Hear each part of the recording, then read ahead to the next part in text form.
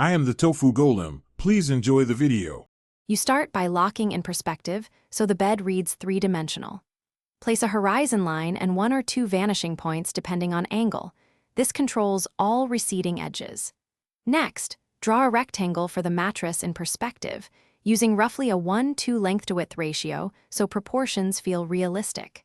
Then, extend vertical lines for the mattress thickness and mark the headboard and footboard positions. This gives you a stable scaffold to build frames and details on top of.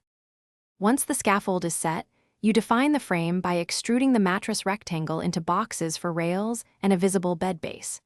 Make the mattress thickness about 1/2 to 3/4 of the headboard's visible height so it feels substantial. Add seam lines and a centered top plane to suggest cushions. Then sketch legs and slats. Use simple cylinders or rectangular prisms in perspective. Make sure to align their edges toward the vanishing point so the structure reads solid and believable. You finish by refining the headboard, pillows, and blankets. Use contour lines for folds and vary line weight to separate soft fabric from hard edges.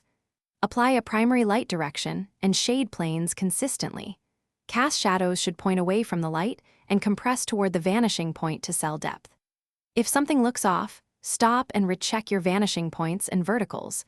Misaligned perspective is the usual culprit, so correct a few key anchor lines, and the rest will snap back into place. Thanks for watching. Consider subscribing if we helped you today.